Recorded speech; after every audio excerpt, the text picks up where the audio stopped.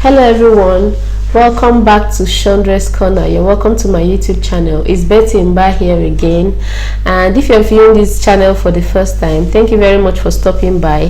Please do well to click on the subscription button after watching this video if you're impressed, and then you can click on the notification icon. The notification icon is that bell by the subscription button, and that's because whenever I post a new video, if your notification icon is turned on, you will be notified. Then if you're a returning subscriber, thank you very much for stopping by. Thank you for being with me in this journey up until now. So please stay tuned to the end of the video. I'm sure you'll get one or two from it. So in this video, I'll be showing you how to make soya beans powder. I'll be showing you how I made my soya beans powder for babies above 6 months old, from 6 months old and above.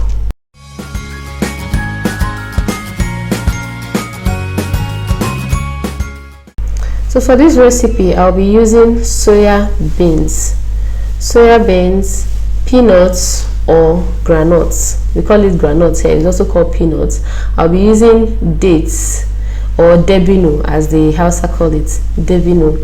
I'll also be using crayfish for the recipe.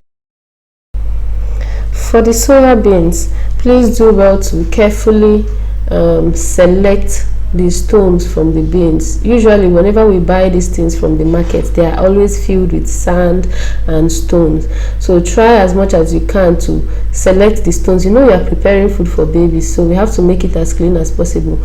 You select the stones out of the beans, and then after that you wash and dry the soya beans.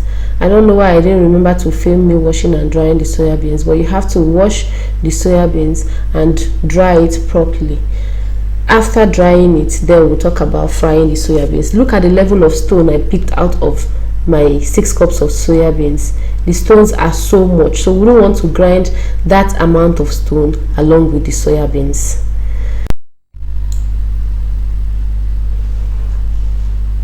For the peanuts, I'll be using 2 cups of peanuts to my 6.5 cups of soya beans, and that's because peanuts has oil on its own, and we wouldn't want to use so much so that it doesn't make the soya beans too oily or lumpy. For preservative purpose, it's better you use a little amount of peanuts compared to the amount of soya beans you're using. So I'll be washing, salting and drying the peanuts. I'll be washing, salting and drying the peanuts. Now that our peanut is dry, I want to roast it.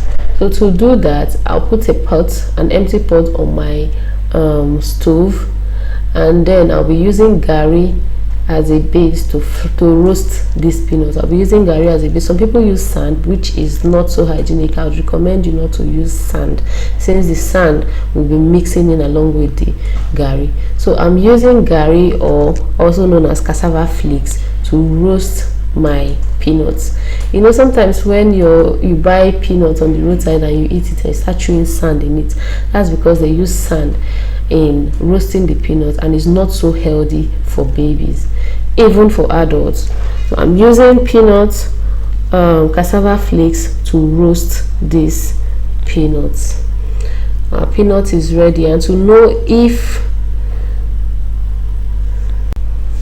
you know your peanut is ready when it peels off easily from the skin. As soon as you try to peel it and it peels off easily from the skin, that's how you know your peanut is ready. So that's our peanuts. Now I'll be roasting the soya beans itself. Like I said before, you need to wash and dry these soya beans. I didn't remember to film it when I was about shooting this video. You need to wash and dry the soya beans the same way you did the peanuts to avoid germs. Okay, so we're done with cleaning out the ingredients. I'm going to be combining up all these ingredients together and blending it in my blender. You can also take it to a commercial place to grind this mix until you have a smooth consistency. So I'll be putting all the ingredients together into my blender and blending until I have a very smooth, very smooth consistency. You have to make sure that what you blend is as smooth as you can. So if your blender is not strong enough to blend this until it is completely smoothed out, try as much as you can to take it to a commercial blender. But while you're taking it to a commercial blender, make sure that whoever it is that is blending it for you cleans out his or her blender or grinder, cleans out his or her blender or grinder, so that you don't eat germs or like have a very funny taste by the end of the day.